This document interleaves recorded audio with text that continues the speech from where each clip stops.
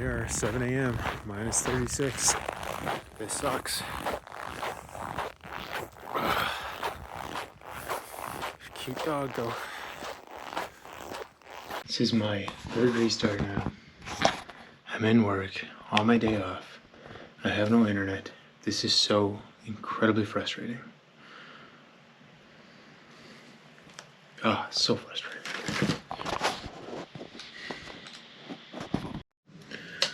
Oh, I wanted to go for a run today, but it is minus 46 outside. Absolutely ridiculous. Me and Cheeks are going to go for the second walk of the day, and then we just continue with computer work. Yeah, I'm standing 1 foot away from you. What do you think? We're here with you right now. You're a little unreasonable.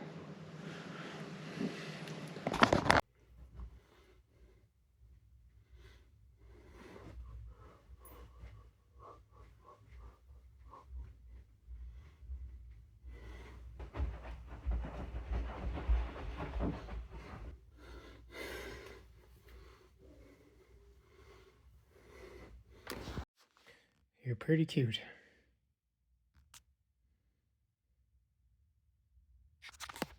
Chica's like, you're not sitting down. That means you're far away. This is so melodramatic. I'm 1 foot away from you. You're gonna be okay.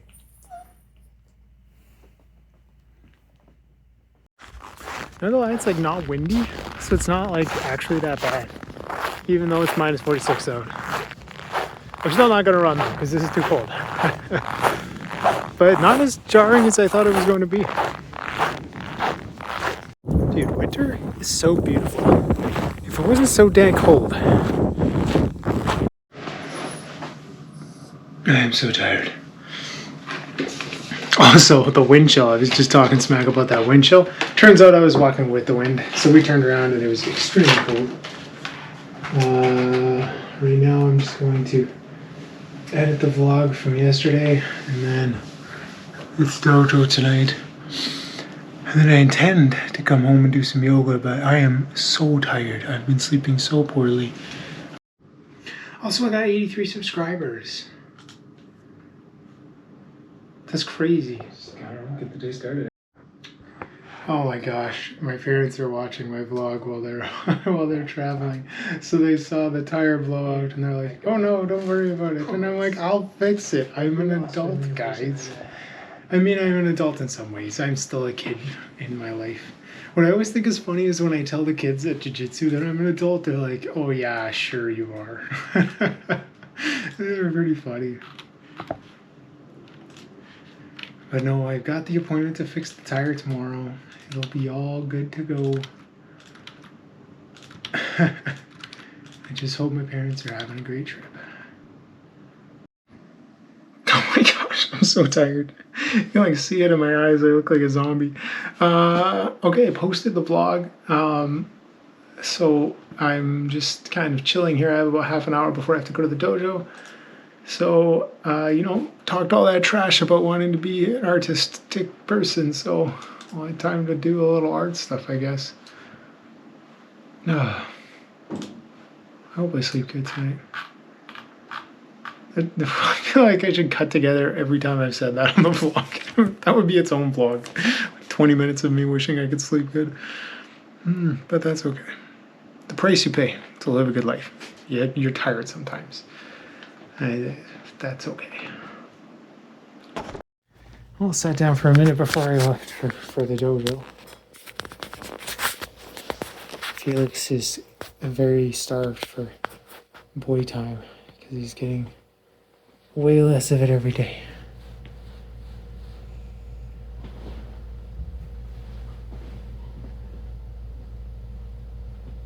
Oh my gosh, you guys. You guys need to go to manners school and learn how to have doggy guests.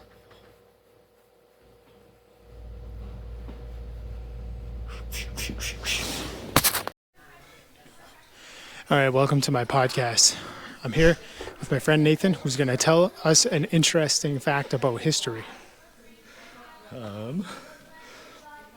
In the late 1500s, early 1600s, there was about 10,000 people who were executed as werewolves in continental Europe. How did they gather that they were werewolves? Like, that's so many people. Most likely they were actually like social outcasts, people who didn't really fit into community, and because certain areas of Europe had very weak legal systems, they were put on trial as magic practitioners who were definitely made illegal under very strange acts. Okay, when you look at like people being tried as werewolves historically, and you look at social media now, do you go, man, that person would have been killed as a werewolf? As a werewolf in particular, not really, but there is a lot of like social outcasting that happens that is quite analogous. Have you seen the Louis Theroux documentaries where he travels around and he goes, have you seen these? No? It's pretty cool. Highly recommend. Thank you so much for being on the channel. No problem.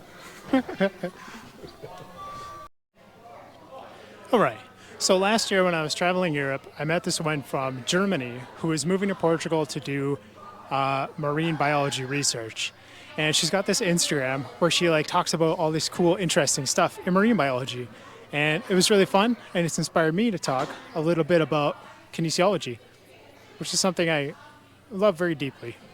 So, episode 1 of me talking about kinesiology is about brain-derived neurotrophic factor, one of my favorite things in the field. The idea being that as you lift weights, your muscles get much bigger, but if your neuron doesn't grow, it only contracts the same amount of the muscle. So your neuron has to grow as well to recruit the entire muscle so that it can contract like that. So your brain secretes this hormone called brain-derived neurotrophic factor, which circulates around your body and tells the neurons to grow.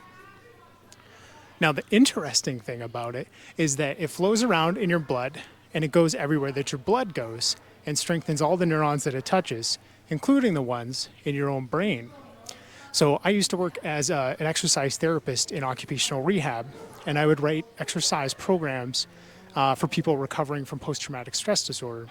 And the idea was that you would go in and you would lift weights and get this contemporaneous increase in BDNF. And then you would go home and you would work on your psych homework, like your gratitude journaling, your reflections, kind of whatever you were working on in your therapy. And that brain-derived neurotrophic factor would go into your brain, into that area of your brain that was focusing on gratitude, and it would strengthen that part of your brain. So I always found that interesting that you could lift weights and then it would make you like more calm and at peace with the world, which is really beautiful.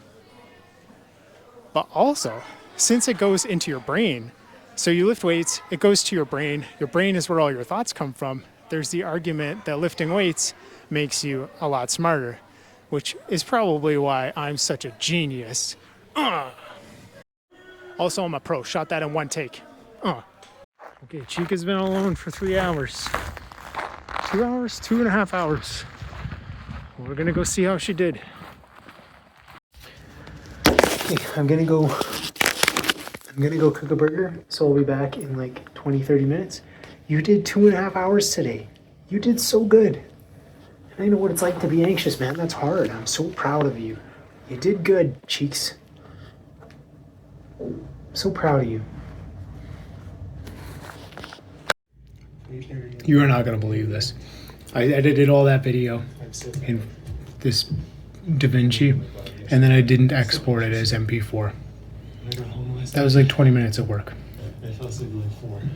So I have to wait for the MP4s to compile, so I may as well have another burger here. I mean, my hands are tied.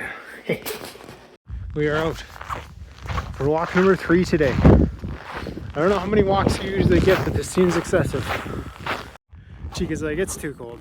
I'm not gonna pee. I'm not gonna sniff anything. Let's just go home. Funny. Okay, it's bedtime. I'm tired.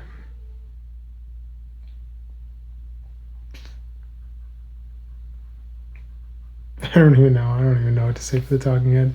Hanging out with the cheeks. I had my burgers. Posted to Instagram. Every time I post to Instagram, I'm like, I'm a genius. I watch my own reel like 400 times. I don't know how reasonable that is, but I enjoy doing it. Man. Yeah, I don't know. I wrote a lot today. I got a lot of writing done. Ever since I like kind of talked about that, like, hey, like I feel competitive in the world of art. Like I really believe that, man. And I'm like, I'm gonna try a little more on it. So right now, just hanging out with Chica, and oh my gosh, Felix tried to fight her again. Now Felix is sitting outside the door, being like, "Oh, well, I'm the victim here," and it's like, "You're not. You're not the victim at all, Felix. You're trying to beat everybody up." So yeah, bedtime, and then a busy day tomorrow, and then busy day after that, and after that for the rest of my life. That's the story of my life, that's for sure.